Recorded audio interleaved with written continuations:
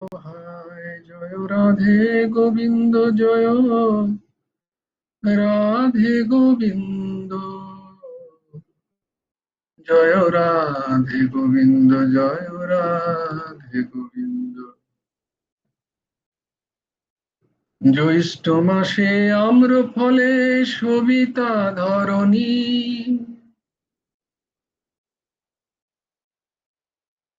কৃষ্ণ বিনে ফল লাভ নাহি কিছু জানি। জয় রাধে গোবিন্দ জয় রাধে গোবিন্দ জয় রাধে গোবিন্দ জয় রাধে গোবিন্দ। আষাঢ়েরই বৃষ্টি ধারায় কেমনে থাকিব, মাধবাসে বসে আছি কত কথা কব। জয় রাধে গোবিন্দ জয় রাধে গোবিন্দ জয় রাধে গোবিন্দ জয় রাধে গোবিন্দ। শ্রাবণেরই চন্দ্র যেমন মেঘে থাকে ঢাকা, ঠাকুর হেমন্ত দেবের হৃদয় তথা কৃষ্ণ বিনে ফাঁকা। জয় রাধে গোবিন্দ জয় রাধে গোবিন্দ জয় রাধে গোবিন্দ জয় রাধে গোবিন্দ। ভাদ্র মাসে ভরা নদী বয়ে কুলকুল, কৃষ্ণ নিকটে হলে সব অনুকূল। জয় রাধে গোবিন্দ জয় রাধে গোবিন্দ জয় রাধে গোবিন্দ জয় রাধে গোবিন্দ। আশ্বিনেরই অম্বিকা পূজা কত বাদ্য বাজে, কৃষ্ণ বিনে সব শূন্য শত আনন্দ মাঝে। জয় রাধে গোবিন্দ জয় রাধে গোবিন্দ জয় রাধে গোবিন্দ জয় রাধে গোবিন্দ। কার্তিকেরই দীপান্বিতা বড় শোভা পায়, মুকুন্দ না আসিলেও গো কি হবে উপায়। জয় রাধে গোবিন্দ জয় রাধে গোবিন্দ রাধে গোবিন্দ জয় রাধে গোবিন্দ।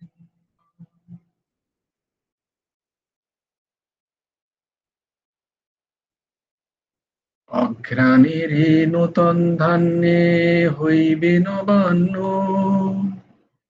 একক কৃষ্ণ বিনে সকলি বিপন্ন।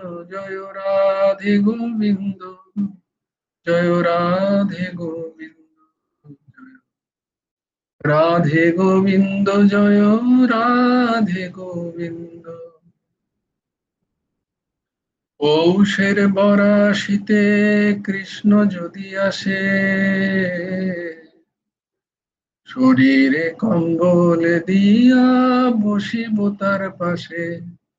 জয় রাধে গোবিন্দ জয় রাধে গোবিন্দ রাধে গোবিন্দ জয় রাধে গোবিন্দ।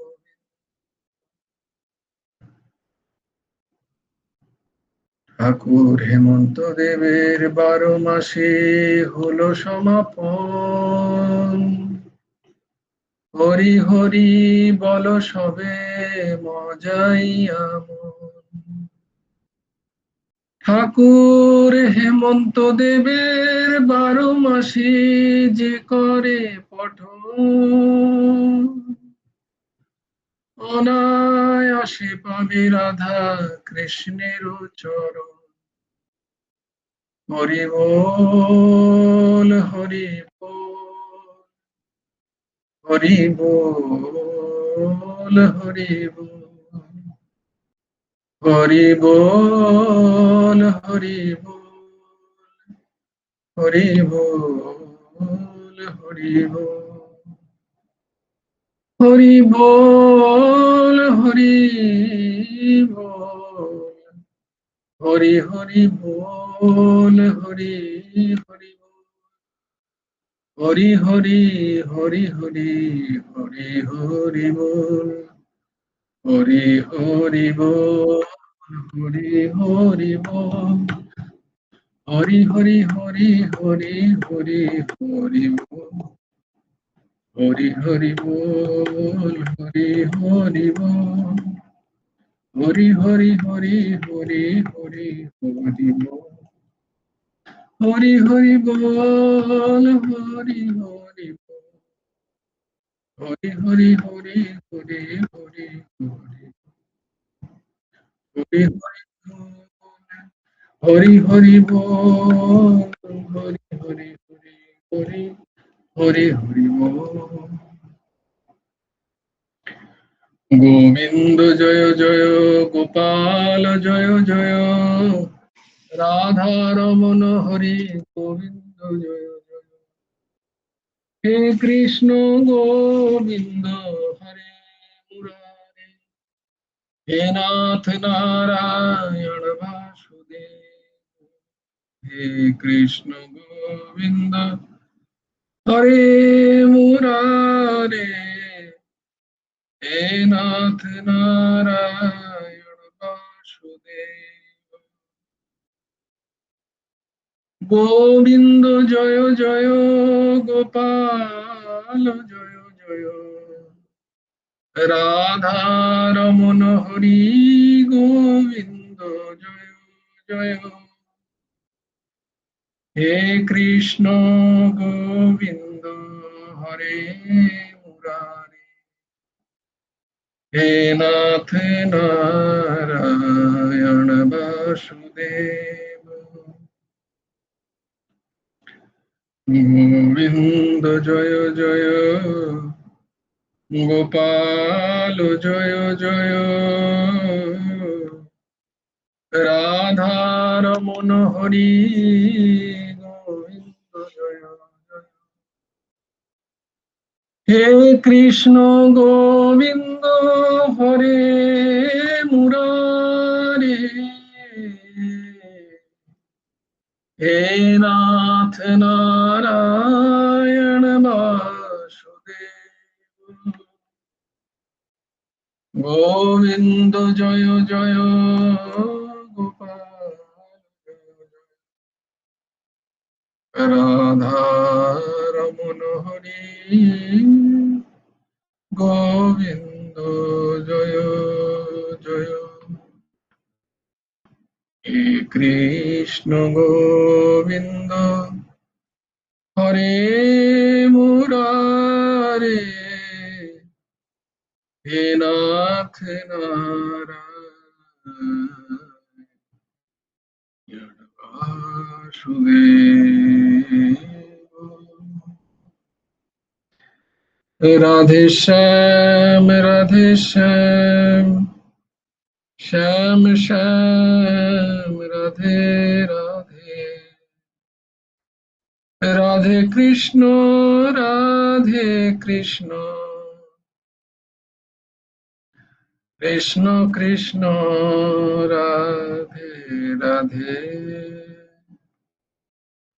রাধে শ্যাম, রাধে শ্যাম, শ্যাম শ্যাম রাধে রাধে, রাধে কৃষ্ণ, রাধে কৃষ্ণ, কৃষ্ণ কৃষ্ণ রাধে রাধে,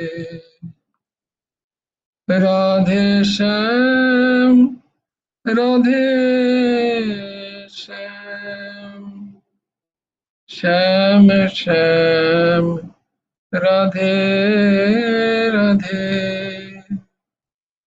রাধে কৃষ্ণ, রাধে কৃষ্ণ,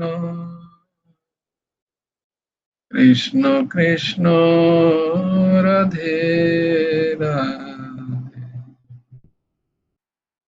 রাধে শ্যাম রাধে শ্যাম, শ্যাম শ্যাম রাধে রাধে, রাধে কৃষ্ণ রাধে কৃষ্ণ, কৃষ্ণ কৃষ্ণ রাধে রাধে।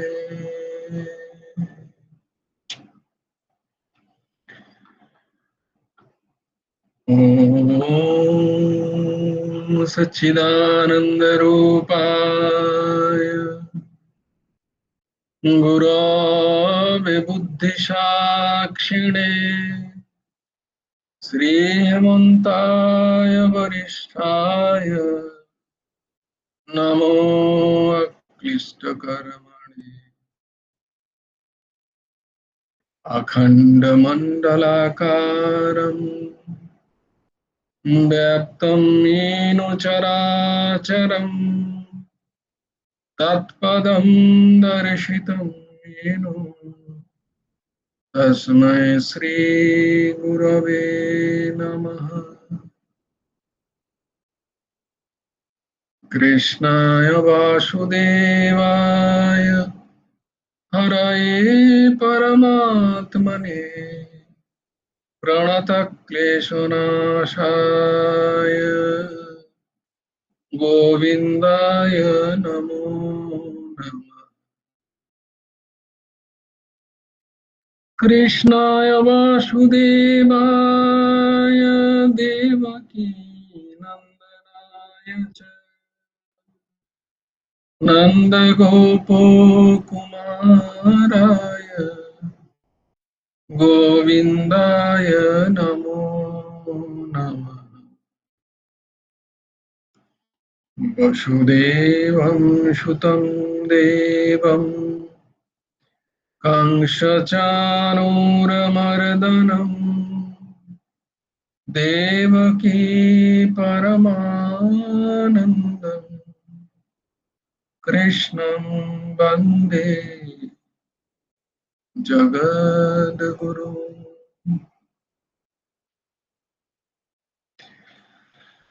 নবকুমার চতুষ্পাঠীর আরেকটা অধ্যায়ে তোমাদের সবাইকে স্বাগত।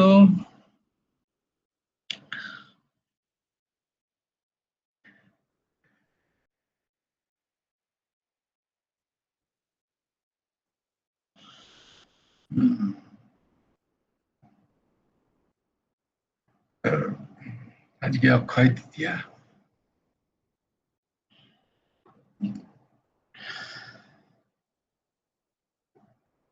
কালকে আমরা সৎসঙ্গে দুটো জিনিস সময়ের কারণে শুনতে পাইনি। একটা হচ্ছে দিদি শুক্লাদি বলেছিলে যে সৈজুবাইয়ের সম্বন্ধে কিছু বলবেন, সেটাও শুনতে পেলাম না। আর আমাদের কন্যা কুসুম মায়ের কাছ থেকে গানটাও শুনতে পাইনি। তো আজকে দুটোই শুনবো, কোনটা আগে শুনবো? যে আগে করবে সে হাত তোলো।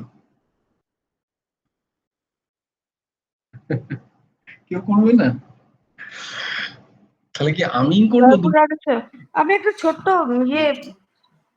ছোট্ট শোনাবো আর কি, সজুবাইয়ের পদ আর কি, ওই সৎসঙ্গ গুরুদেব আর হরির মানে কে আগে আগে তুমি বলছিলেন স্থিতি অনুযায়ী। ও তুমি পদ শোনাতে চাইছিলে? আচ্ছা আচ্ছা, হ্যাঁ তাহলে শোনাও শোনাও। ছোট্ট মতো আর কি। হ্যাঁ হ্যাঁ শোনাও শোনাও। হরি কৃপা जो হইতো নাহি হইতো নাহি, হরি কৃপা जो হইতো নাহি হইতো নাহি, पर गुरु কৃপা দয়া বিনু সকল বুদ্ধি বহি যায়। গুরু কৃপা দয়া বিনু সকল বুদ্ধি বহি যায়। জয় গুরু রাধেশ্যাম। গুরু রাধেশ্যাম। বাহ, খুব সুন্দর। কন্যা কুসুম মা, শোনাবি না? সারাদিন ধকল গেছে খুব। জয় গুরু রাধেশ্যাম। শোনাবি? আচ্ছা, শোনা।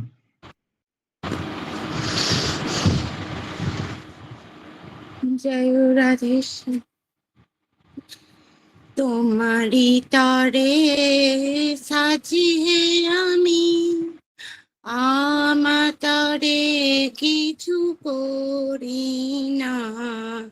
তুমি হে আমার দেখাবার স্থল, আর কারেও আমি জানি না। তোমারি তরে সাজিয়ে আমি আমাতরে কিছু করি না। তুমি হে আমার দেখাবার স্থল, আর কারেও আমি জানি না। সুখে দুঃখে রাখো যেমন অভিলাষ, সুখে দুঃখে রাখো যেমন অভিলাষ। আমি তাতে কিছু বলি না, আমি তাতে কিছু বলি না। সুখে দুঃখে রাখো যেমন অভিলাষ, আমি তাতে কিছু বলি না।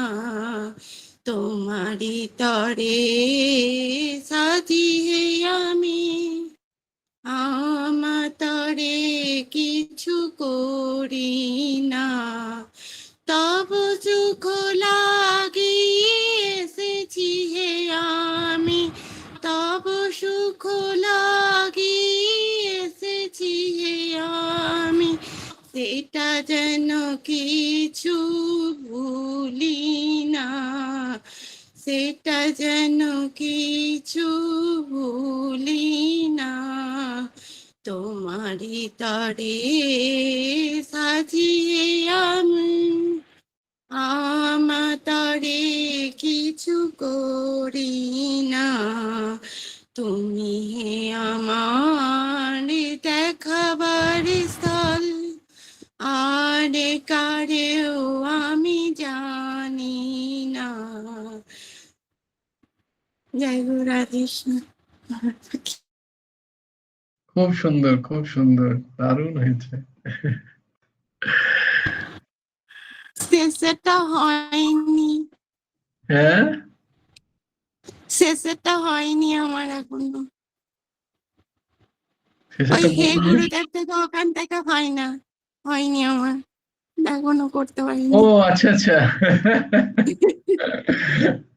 না, না, ওটা তো এডিশন।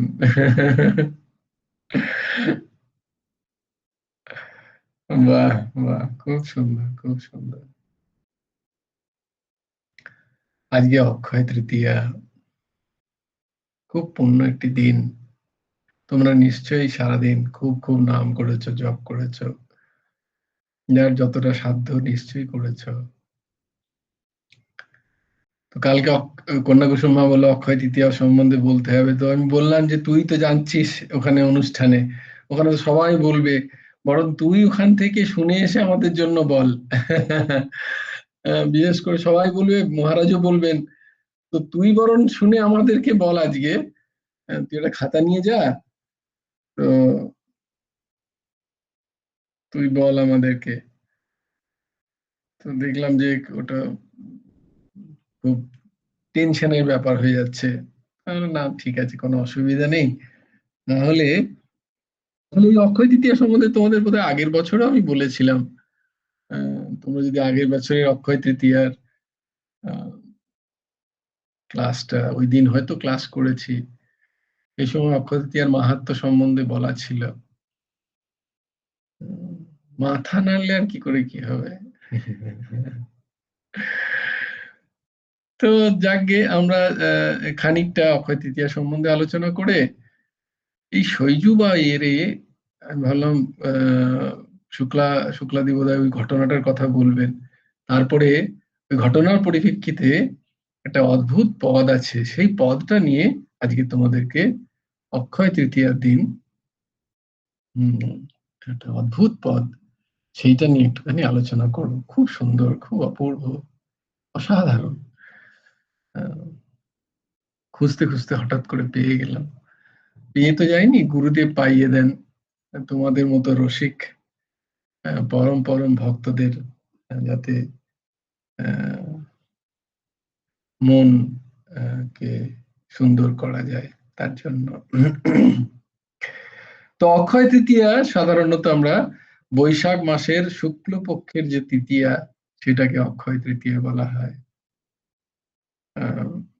এদিন অনেক ঘটনা ঘটেছিল, তাই জন্য এটা অক্ষয় হয়ে গেছে, এমন এমন ঘটনা ঘটেছে। তো এই অক্ষয় তৃতীয়ার মূল নাম হয়েছে ওই অক্ষয় পাত্র থেকেই, যে পাত্রটি মহাভারতের কালে শ্রীকৃষ্ণ সূর্য পাত্র এটা দ্রৌপদীকে দিয়েছিলেন, যে তুমি এটা নিয়ে যাও, তুমি যা চাইবে, যতটা চাইবে তুমি এখান থেকে পেতে পারবে, কিন্তু নিয়ম হলো গিয়ে সবার পাওয়ার পরে, হয় দেখো এই যজ্ঞটার নাম হচ্ছে বিগত সাহসী যজ্ঞ। সবার পাওয়ার পরে যখন তুমি পেয়ে নেবে, তারপরে কিন্তু আর এর থেকে কিছু চাইলে তুমি পাবে না, একবার ধুয়ে রেখে দিলে আর কিন্তু কিছু পাবে না। তো সেই অক্ষয় পাত্র, সূর্য পাত্র শ্রীকৃষ্ণ দিয়েছিলেন কৃষ্ণাকে। দ্রৌপদীর আরেক নাম কৃষ্ণা। তো এটা একটা ঘটনা। দ্বিতীয় ঘটনা হচ্ছে ভাগীরথের তপস্যার কারণে মা গঙ্গার অবতারণ হয়েছিল এই ধরতিতে, এই ধরণীতে। তো সেটা একটা দিন, অতি পবিত্র দিন, অক্ষয় তৃতীয়ার দিন। অক্ষয় তৃতীয়ার দিন আজকে যুগাদ্দা তিথি নিয়ে একটুখানি আমি শুনলাম ইয়েতে যে আজকে সত্য যুগের যুগাদ্দা তিথি, কিন্তু আমি যেটা পড়ে দেখলাম যেখানে ত্রেতা যুগের যুগাদ্দা তিথি, মানে ত্রেতা যুগের শুরু, এমনটা চারিদিকে দেখলাম। জানি না, এটার একটু রিসার্চের বিষয়। কারণ শুনলাম ওখানে সত্য যুগের, কিন্তু যেটা আমি পড়েছি সেটা ত্রেতা যুগের। দেখতে হবে গুরুদেব, গুরু ভগবান কোথায় কিছু বলছেন কিনা এই ব্যাপারে। ঋষি ব্যাসদেব এই দিনেই থেকে মহাভারত রচনা করতে শুরু করেন। এই অক্ষয় তৃতীয়ার দিন থেকে মহাভারতের যে রচনা, সেটা শুরু হয় অক্ষয় তৃতীয়া। দেবী অন্নপূর্ণা, মা অন্নপূর্ণা দেবী, তারও জন্মদিন, আবির্ভাব তিথি এই অক্ষয় তৃতীয়া।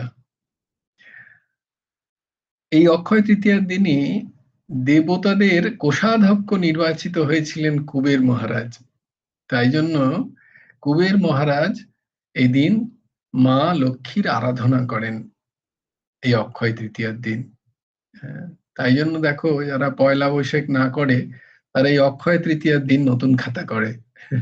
অনেক দোকানই দেখবে অক্ষয় তৃতীয়ার দিন করে। তো কুবের এই দিন মা লক্ষ্মীর পুজো করেছিলেন। এই দিন থেকে সমস্ত জায়গায় বৈষ্ণবীয় পরম্পরায় যত উপাসনা আছে, যারা সীতারাম, রাধেশ্যাম এর উপাসনা করেন, সেই সমস্ত অর্চ বিগ্রহের গ্রীষ্মকালীন সেবা শুরু হয় এই অক্ষয় তৃতীয়ার দিন থেকে। গ্রীষ্মকালীন সেবা আছে, আলাদা আলাদা সেবা হয়। ঠান্ডা জলে ভগবানকে স্নান করানো, ভগবানকে ঠান্ডা প্রসাদ, ঠান্ডা মানে লস্যি, ঠান্ডাই, এইসব প্রসাদ অর্পণ করা। ভগবানকে শয়ন থেকে উঠিয়ে বিকেল বেলা লস্যি দিতে হয়। আহ, আহ, আর তরমুজ ফল দিতে হয় জয়গুরু হ্যাঁ, রাধে। তরমুজ, ওই আর কি এই সময় গরমকালের যে সমস্ত ফল, তরমুজ, ঠান্ডা তরমুজ, ঠান্ডা ফলগুলো। ঠান্ডা ঠান্ডা যে সমস্ত ফল, সেগুলো ভগবানকে অর্পণ করতে হয়। এবং জয়গুরু রাধেশ্যাম এবং রাধারমনজির সেবা শুরু হয় আজ থেকে ওই চন্দনের লাড্ডু দিয়ে এটা বা লেপন করে। সব জায়গাতেই, শুধু রাধারামনজিও নয়, বৃন্দাবনে, হ্যাঁ। সবার সমস্ত ওই যে বললাম বৈষ্ণব পরম্পরা, রাম সীতারামজিওরও অঙ্গ অঙ্গ সেবা হয়। যারা গুরু সেবা করেন তাদেরও গুরুদেবের, যেরকম বৃন্দাবনাদিতে গুরুদেবের যে মূর্তি আছে সেই মূর্তিতেও তারা চন্দনের লেপ লাগান। তো চন্দন যাত্রা বলা হয় এই আজকের দিনটাকে, চন্দন জয়গুরু যাত্রা। রাধেশ্যাম ভাই, হুম। আমি ওই স্কুলের মন্দিরে গেছিলাম তো, ওই কিছুক্ষণ আগে এলাম। স্কুলের ও, মন্দিরে দেখছি ওরা কতজন গোপী বসে বসে এক বাটি চন্দন বাটছে, শিলে শিলে বাটছে আবার হ্যাঁ চন্দনটা। হ্যাঁ হ্যাঁ হ্যাঁ এক বাটি বেটেছে, আর কত ফুলের মালা করছে, সব 8 জন 10 জন বসে বড় বড় মালা করছে। নিয়ে হ্যাঁ। আমাকে একটা বই দিল, এই যে একটা বই দিয়েছে ভগবানের কথা, আচ্ছা, বাহ বাহ। 30 টাকা দাম হয়েছে আর কি। হ্যাঁ, হ্যাঁ। তো আমি সেই চন্দন বিকেল বেলায় যাত্রা। গেছিলাম। হ্যাঁ, হুম। চন্দন যাত্রা ঠিক আছে। হ্যাঁ হ্যাঁ হ্যাঁ। তো আজকে সমস্ত জায়গায় অর্চবিগ্রহকে চন্দনের লেপ লাগানো হয়। ঠান্ডা তো, চন্দন খুব, এই চন্দনের চন্দন যাত্রা শুরু হয়। তো আজকের দিনটা চন্দন যাত্রা, ভগবানের চন্দন দিয়ে ভগবানের শৃঙ্গার হয়। আজকের দিনেই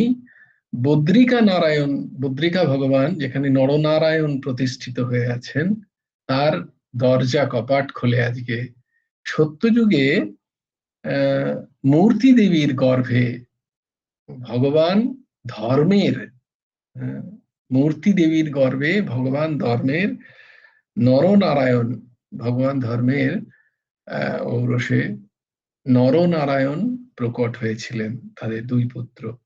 তো সেই নরনারায়ণ প্রতিষ্ঠিত হয়ে আছেন বদ্রী নারায়ণ, বদ্রী বিশাল, সেখানে বদ্রিকা আশ্রম।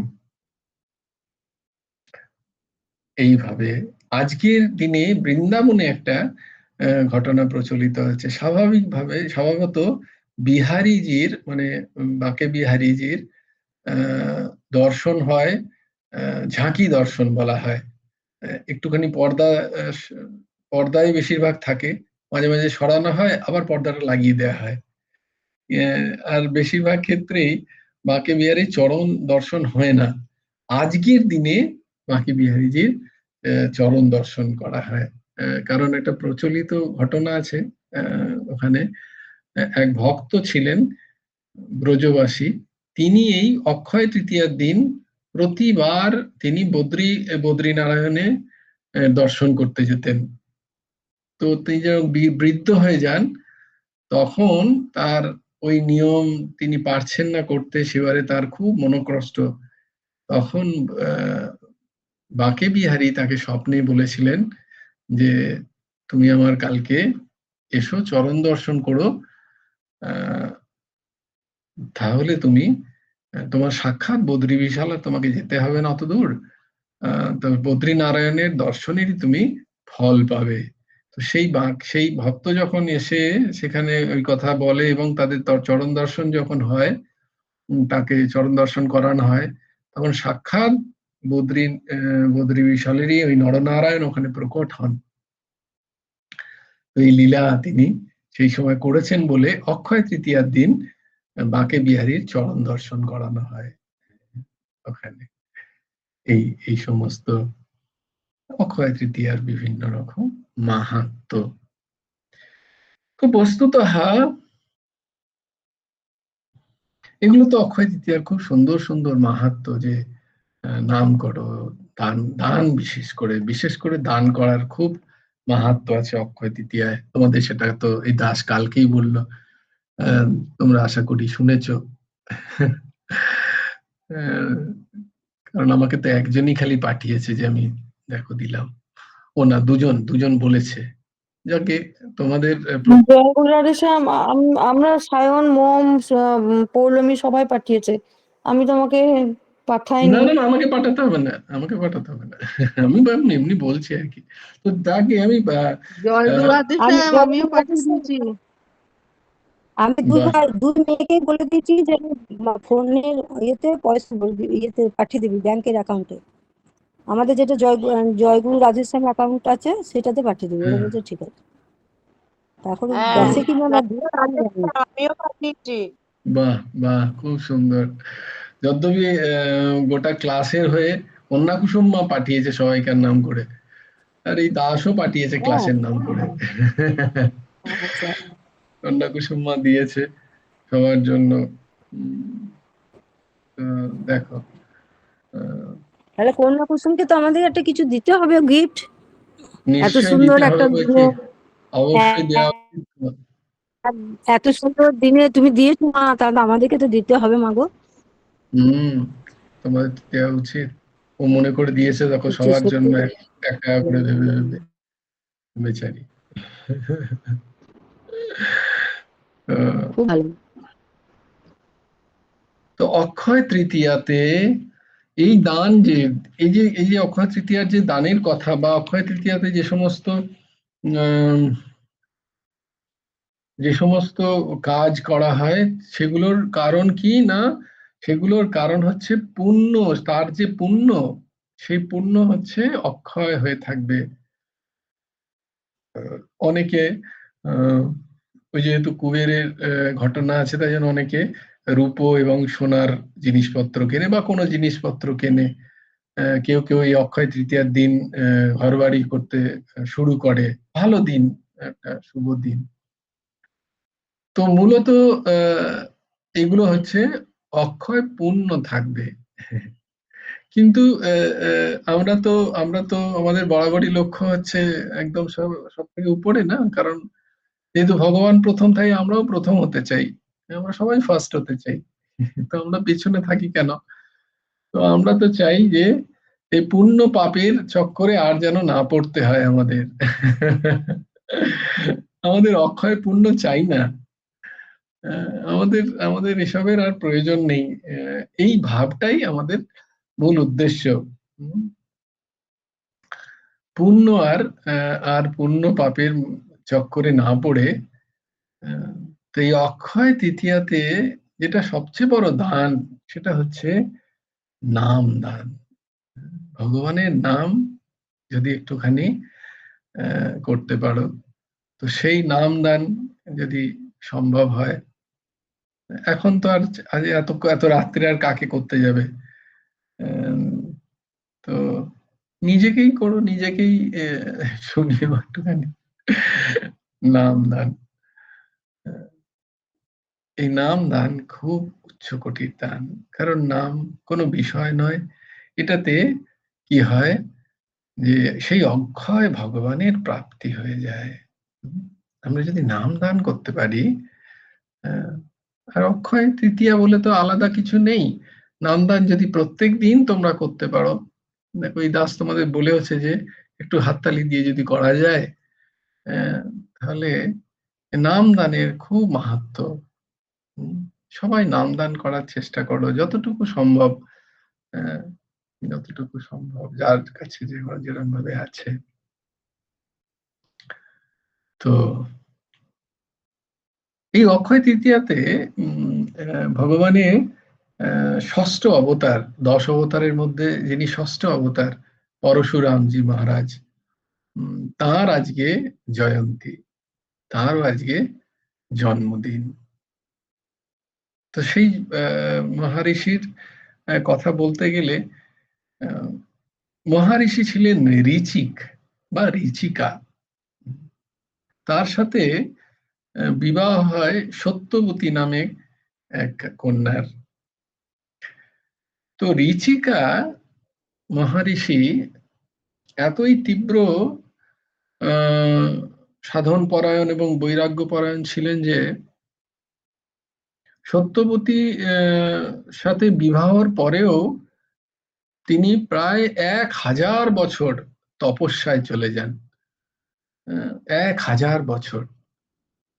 কিন্তু সত্যবতী ওই 1000 বছর ধরে ঋষির সেবা করেন। ঋষি যখন তপস্যা থেকে ওঠেন তখন সত্যবতীকে দেখে অবাক, যে তোমার এত তপস্যা, এত সেবায় আমি অত্যন্ত প্রসন্ন, তো তোমার কি চাই, কি বর চাই বলো। তখন সত্যবতী বলে যে এমন কিছু করুন যাতে আমার একটি পুত্র হোক এবং আমার একটি ভাই হোক। কারণ সত্যবতী ছিলেন এক মেয়ে তার পিতা মাতার। তো এই ঋচিকা ঋষি তখন ধ্যানে বসে তিনি চারু তৈরি করেন। চারু জানো কি তোমরা? চারু জানো না? চারু হচ্ছে মাটির মাটির ভাঁড়ে কাঠের আগুন দিয়ে যে ভাত ভাত এবং সবজি দিয়ে করে, ওটাকে চারু বলা হয়। চারু ভক্ষণ। তো যাকে সেই চারু এক ধরনের এরকম মন্ত্রপ্রুত প্রসাদ। তো দুটো চারু তৈরি করেছিলেন, একটা সত্যবতীর জন্য আর একটা সত্যবতীর মায়ের জন্য। তো সত্যবতীর মা কি বললেন যে ভাবলেন যে ঋচিকা ঋষি তার জামাই হয়তো তার মেয়ের জন্য খুব ভালো জিনিসটা করেছেন, ভালো চারুটা, আর তার জন্য হয়তো খুব একটা ভালো করেননি। তো তিনি তার মেয়েকে বললেন যে তুই ওইটা খা, আমি এটা খাচ্ছি। তো এখন মেয়ে কি বলে, মায়ের আজ্ঞা পালন করতে গিয়ে যেটা সত্যবতীর জন্য বানাতো করা হয়েছিল চারু, সেটা তার মা খেয়ে নিয়েছে। আর যেটা তার মায়ের জন্য করেছিলেন ওই মুনি, ওই ঋষি, সেটা সত্যবতী খেয়েছিলেন।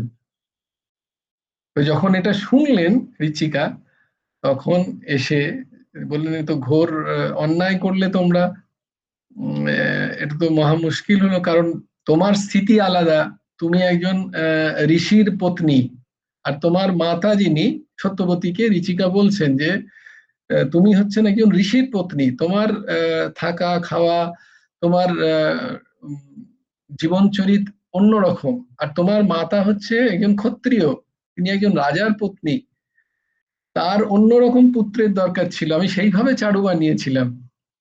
তোমার একজন পুত্র হবে যে অতি জ্ঞানী হতো, তপস্বী হতো, সাধু হতো, কিন্তু এখন তো উল্টো হবে। তো সত্যবতী তো খুব ভয় খেয়ে গেলেন। মানে আমাদের যে এরকম শান্ত সাধনের যেখানে ঘর, যেখানে বেদান্তের পাঠ হবে, সেই সেই মুনি বা সেই পুত্র যে শাস্ত্র চর্চা করবে, তার বদলে যদি ক্ষত্রিয় পুত্র কেউ এসে আসে, তাহলে তো ঠিক শোভা পাবে না। এটা বলাতে ঋচিকা বললেন যে আমি তো কিছু করতে পারি না, আমি মন্ত্রপ্রুত চারু ছিল, সেটা তুমি গ্রহণ করে নিয়েছো, তো এটা কিছু করার নেই। এটা আমি একটাই করতে পারি যে তোমার পুত্রের মধ্যে সেই সেটা আসবে না, কিন্তু তোমার পুত্রের যে পুত্র হবে তার মধ্যে কিন্তু সেটা, মানে আমার যে নাতি হবে, ঋচিকা বলছেন যে আমার যে নাতি হবে তার মধ্যে কিন্তু আসতে বাধ্য, কিছু করার নেই। সত্যবতী মা বললেন ঠিক আছে, তাই হোক। তো সত্যবতী গর্ভে থেকে জন্ম নিলেন জমদগ্নি ঋষি। সত্যবতীর গর্ভে জন্ম নিলেন জমদগ্নি ঋষি, আর সত্যবতীর মায়ের গর্ভ থেকে জন্ম নিলেন বিশ্বামিত্র ঋষি। তো বিশ্বামিত্র পিতার নাম পাওয়া যায়, মাতার নাম পাওয়া যায় না। মাতার নাম এইভাবেই সব জায়গায় বলা আছে, সত্যবতীর মাতা বা বিশ্বামিত্রের পিতার নাম হচ্ছে গাধি, রাজা মহারাজ গাধি। তো মহারাজ গাধির স্ত্রী, এইরকমই বলা আছে, নামটা পাওয়া যায় না বিশ্বামিত্র মায়ের। তো ওই বিশ্বামিত্র জন্মালেন। তো দেখো বিশ্বামিত্র বস্তুতঃ কিন্তু স্বভাব, তার ভেতরের স্বভাব ব্রাহ্মণোচিত, কিন্তু তিনি যেহেতু ক্ষত্রিয় পরিবেশে মানুষ হলেন, তাই তার স্বভাব তার বাহির স্বভাব হয়ে গেল ক্ষত্রিয়ের মতো। তাই তাকে কত তপস্যা করে বশিষ্ঠর কাছ থেকে ব্রাহ্মণত্ব প্রাপ্ত হতে হলো। আর এদিকে জামদগ্নি তো মহান ঋষি, জামদগ্নি মহান ঋষি হলেন। এই জামদগ্নি সাথে বিবাহ হলো রেণুকা নামে এক ক্ষত্রিয় কন্যার। তিনিও রাজকন্যা ছিলেন রেণুকা। তো জামদগ্নি এবং রেণুকা, এই জামদগ্নি এবং রেণুকার 5 পুত্র এবং 1 কন্যা। তো 5 পুত্রের মধ্যে সবচেয়ে কনিষ্ঠ, সবচেয়ে ছোট যে পুত্র, তিনি হচ্ছেন এই পরশুরাম। দেখো, পরশুরাম জন্মালো তো ব্রাহ্মণোচিত পরিবেশে, কিন্তু তার স্বভাব কিন্তু ক্ষত্রিয়দের মতো। তাই এইভাবে পরশুরামজির চরিত্র আসে। তিনি তারপরে মহান শক্তি এবং তিনি বিষ্ণুর এক অবতার, বিষ্ণুর অংশেই তার জন্ম। তাই জন্য সেই সময়কার ক্ষত্রিয়রা যখন ভীষণভাবে অনাচার শুরু করে, সেই সমস্ত ক্ষত্রিয় যে সমস্ত, বিশেষ করে হয় বংশী বলা হয়, বংশীয় ক্ষত্রিয়, তারা খুব অনাচার শুরু করে দেয়। ক্ষত্রিয়োচিত ধর্ম তারা না পালন করে মানুষকে অত্যাচার করতে শুরু করে। সেই ক্ষত্রিয়দের বিশ্বামিত্র তাদের 21 বার এই পৃথিবীতে থেকে তাদের মূল উৎপাদন করে থাকেন। কিন্তু তার নিজের মাতৃকুলই তো ক্ষত্রিয়, তাই তিনি সেই ক্ষত্রিয়দের মারেননি যারা ধর্মকে রক্ষা করতেন, ধার্মিক ছিলেন যারা, তাদেরকে। এইভাবে পরশুরামের তো আরো অনেক কাহিনী আছে। তো যেহেতু আজকে ভগবানের এক অবতার শ্রী পরশুরামজি মহারাজ, আর তাই জন্য তারও একটু আমরা স্মরণ করে নিলাম। কিন্তু এটা আবার পরে পাবো কি পাবো না বলে একটু আমাকে 10 মিনিট তোমরা আর একটু দাও। আমি এই শৈজুবাইয়ের অদ্ভুত একটা যে পদ, সেই পদ আমাদের আগে শোনাবো। অক্ষয় তৃতীয়ার দিন যেন আমাদের এইটা অক্ষয় হয়ে যায়। ঠাকুর এই কৃপা করুন আমাদের, আমরা যেন শৈজুবাইয়ের মতোই এরকম মন তৈরি হয়ে যায়। যেমন এটা যে পদ, একরকম পদ ওই যে আমাদের দিদিও বললেন। এবার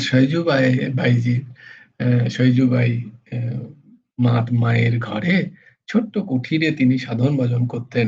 তার গুরুদেব ছিলেন হচ্ছে চরণদাসজি মহারাজ, খুব উচ্চকোটির শান্ত মহাত্মা, রাজস্থানের চরণদাসজি।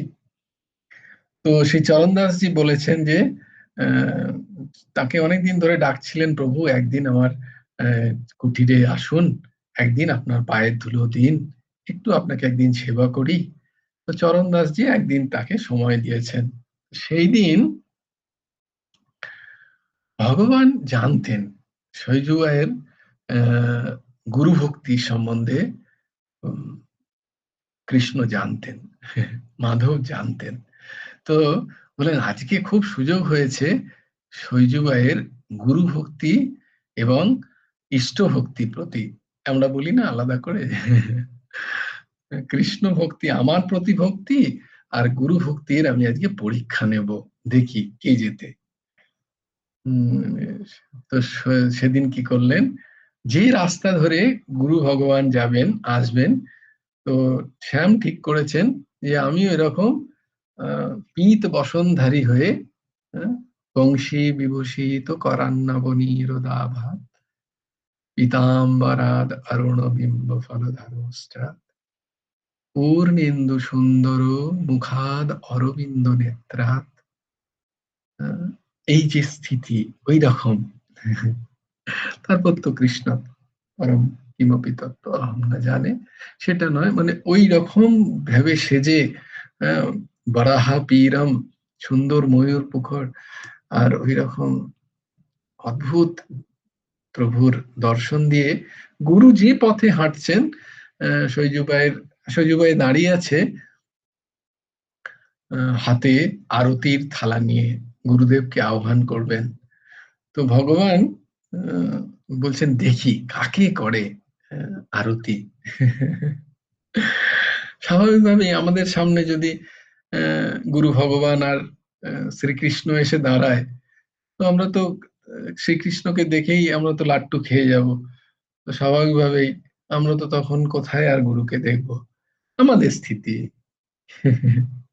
তো স্বাভাবিকভাবেই সবাই কি করবেন, গুরু ভগবানকে বলবেন, হে প্রভু আসুন আসুন, দেখুন সাক্ষাৎ শ্রীকৃষ্ণ দাঁড়িয়ে আছে, আসুন আমরা দুজনে মিলে শ্রীকৃষ্ণের পুজো করি, অর্চনা করি, তাকে বন্দনা করি। এটাই এটাই সবাই বলবে 99%। কিন্তু সৈজু ভাই বলছেন, দৌড়ে গেলেন, দেখছেন দুজনেই আসছেন, গুরুদেব আর সাক্ষাৎ শ্রীকৃষ্ণ। সূর্যরা দৌড়ে গিয়ে শ্রীকৃষ্ণের হাতটা ধরে আগে টেনে নিয়ে এলেন, দৌড়ে গিয়ে আগে শ্রীকৃষ্ণের হাতটা ধরেছেন, এসো এসো এসো সকাশ, এসো এসো এসো। তো শ্রীকৃষ্ণ ভাবলেন বোধহয় আমাকেই বোধহয় তাহলে করবে, বলো না না এসো এসো এসো, দেখো আমার গুরুদেব আসছেন, তুমি কি দেখেছো আমার গুরুদেব আসছেন, এসো এসো দুজনে মিলে গুরুদেবের আরতি করি।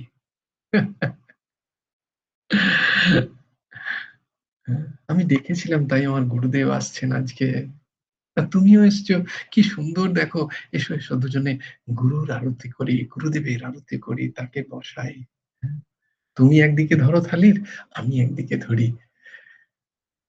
তো ভগবান বলছেন, সৈজু আমি ভগবান,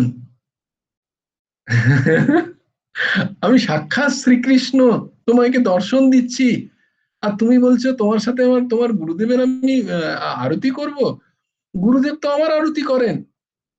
বলে আমি জানি ঠাকুর, গুরুদেব তোমার আরতি করেন, কিন্তু আজকে তো আর তোমার না, তুমি তো আমার সখা, তুমি তো আমার সখা, এখন গুরুদেব যখন এসছেন তো দুজনে মিলে চলো না গুরুদেবের আরতি করি। বলে আমার কেন করবে না, আমি কেন নই? হ্যাঁ, তব তব তখন সৈজু ভাই এই পদটি লিখছেন, তোমরা খুব মন দিয়ে শোনো। राम तजूं पे गुरु ना बिसारू, राम तजूं पे गुरु ना बिसारू, गुरु के सम हरि को ना निहारू, राम तजूं पे गुरु ना बिसारू। সৈজু বলছেন, হে প্রভু আমি তোমাকে ভুলে যেতে রাজি আছি, আমি তোমাকে ত্যাগ করতেও রাজি আছি, তুমি স্বতন্ত্র, তোমার ইচ্ছা তুমি আসবে, তোমার ইচ্ছা তুমি চলে যাবে, কিন্তু আমি গুরুকে ভুলতে পারবো না, না বিসারু, গুরু না বিসারু, আমি গুরুকে ভুলতে পারবো না, আমি তোমায় ভুলে যেতে রাজি আছি, তোমায় ত্যাগ করতে রাজি আছি। গুরুকে সম হরি কো না নিহারু, তোমাকে দেখার দৃষ্টি আর গুরুদেবকে দেখার দৃষ্টি আমার এক হবে না প্রভু।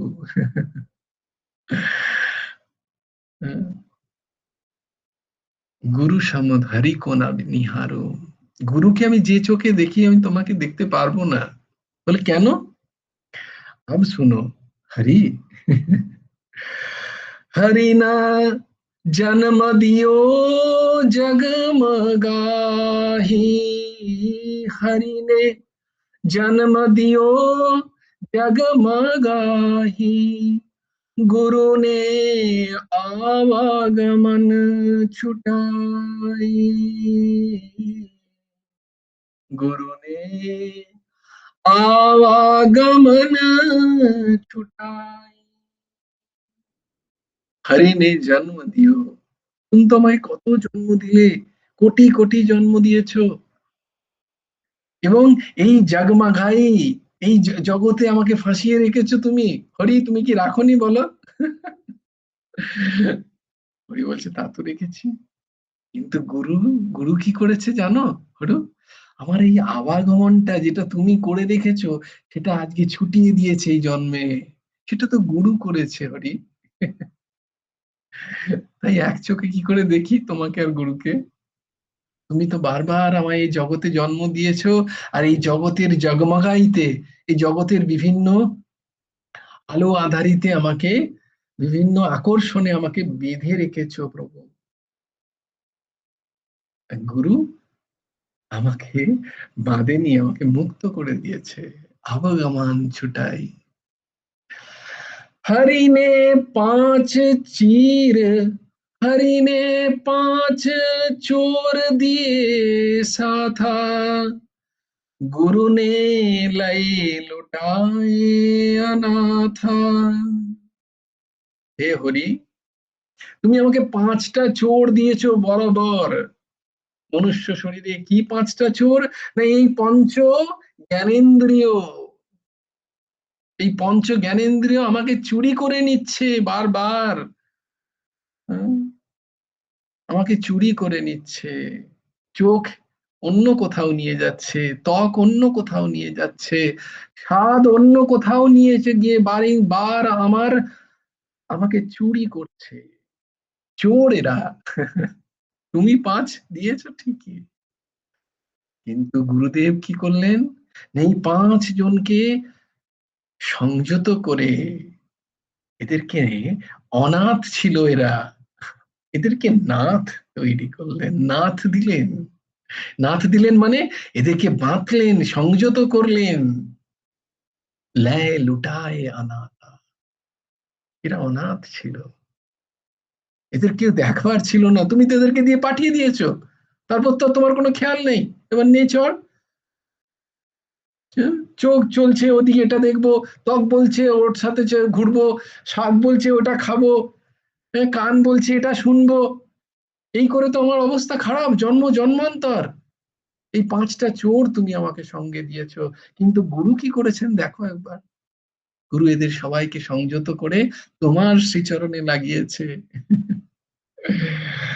हरि ने कुटुम्ब जाल में गेरो, हरि ने कुटुम्ब जाल में गेरो, गुरु ने काटी ममता बेरी। हरि ने कुटुम्ब जाल में गेरी,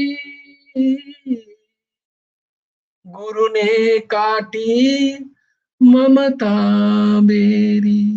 হে হরি, তুমি কি করেছো বারবার? মাতা দিয়েছো, পিতা দিয়েছো, ভাই দিয়েছো, বন্ধু দিয়েছো, কুটুম্ব দিয়েছো, আত্মীয় দিয়েছো, স্বজন দিয়েছো, এদের দিয়ে ঘিরে রেখে দিয়েছো আমাকে। মমতার জালে ফাঁসিয়েছো তুমি বারংবার। আর গুরুদেব কি করলেন? এই মমতার জালটাকে কেটে দিয়েছেন। গুরু নে কাটি মমতা বেরি। গুরুদেব কি করলেন? এই মমতার জালকে কেটে দিলেন। হে গুরু, হে হরি। হরি নে রোগ ভোগ উরঝায়ো, গুরু যোগী হর সবাই ছুটায়ো। হরি, তুমি তো রোগ দিয়েছো। কি রোগ? ভবরোগ। আবার এই ভবরোগ দিয়ে সেই রোগের আবার জ্বালাও সহ্য করতে বলছো, ভোগও দিয়েছো তুমি। তুমি ভবরোগ দিয়েছো, আর এই ভবরোগের জ্বালাটাও আবার ভোগ করতে বলছো। তুমি তো আসনি ছাড়াতে, কিন্তু গুরু কি করেছে? গুরু যোগী। গুরু আমাকে যোগী বানিয়েছে, দিয়ে এই সব কিছুকে, এই সব কিছুকে ছুটিয়ে দিয়েছে। আমার ভব রোগও নেই, আর ভোগও নেই। রোগ হলে তবে তো ভোগ, আমার ভব রোগও আজকে মিটে গেছে, আর তার কোনো ভোগও নেই আমার। हरि ने कर्म मर्म भरमायो, गुरु ने आत्म रूप लखायो। हरि ने क्या किया? কর্ম, হ্যাঁ, বিভিন্ন কর্মের যে বিজ্ঞান, সেই বিজ্ঞানে তুমি ফাঁসিয়ে রেখেছো। যেমনটি কর্ম করবে তেমনটি ভোগ। এই চক্করে তুমি ফাঁসিয়ে রেখেছো আমাকে। এইসব আমাকে ভরাচ্ছ ভারমায়। আর কিন্তু গুরুদেব কি করলেন, চক্র থেকে কাটালেন কিভাবে, আত্মজ্ঞান দিয়ে। গুরুনে আত্ম রূপ লখায়, তিনি বললেন, হে জীব, তুমি এইসবের জন্য আসনি, তুমি তো বলনি, গুরুদেব বলেছেন। তুমি নিজেকে চেনো, তোমার আত্মরূপটাকে তুমি চেনো। কে বললেন, গুরুদেব বললেন। फिर हरि बंध मुक्ति गति लाए, फिर हरि बंध मुक्ति गति लाए, गुरु ने सभी मर्म मिटाए, गुरु ने सभी मर्म मिटाए। তারপরে তুমি কি করলে, আমার কর্ম অনুযায়ী তুমি কখনো বাঁধলে, কখনো তুমি বললে তুমি মুক্ত হয়েছো কিছুদিনের জন্য, তাও মুক্তির পর্যায় কি কিছুদিনের, শালক্য শাস্তি সামীপ্য সাযুজ্য কিছুদিনের, কল্প অন্তে আবার তুমি আমাকে ফিরিয়ে আনছো। কিন্তু গুরু ভগবান কি করলেন, বললেন যে যদি ভগবানের সাথে প্রেম করো তাহলে বারংবার আর আসতে হবে না, কল্প শেষেও। তিনি শুধু মুক্তির কথা বললেন না, তিনি তোমার সাথে প্রেমের কথা বললেন, তিনি আত্মতত্ত্বের জ্ঞানের কথা বললেন। তাই মর্ম, এই সব মর্মকে তিনি মিটিয়ে দিলেন, আর যেন কোথাও কখনো অবগমন না হয়। চরণ দাস পর তন মনবারু, চরণ দাস পর তন মনবারু, गुरु ना तजू हरि को तज डारू,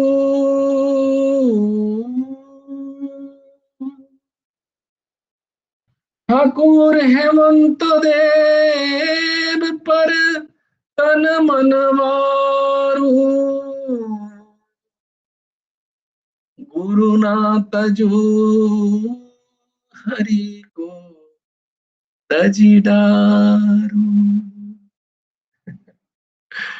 আমি গুরুকে ছাড়বো না, হরিকে ছাড়তে হলে ছাড়তে রাজি আছি, কিন্তু আমি গুরুকে ছাড়বো না।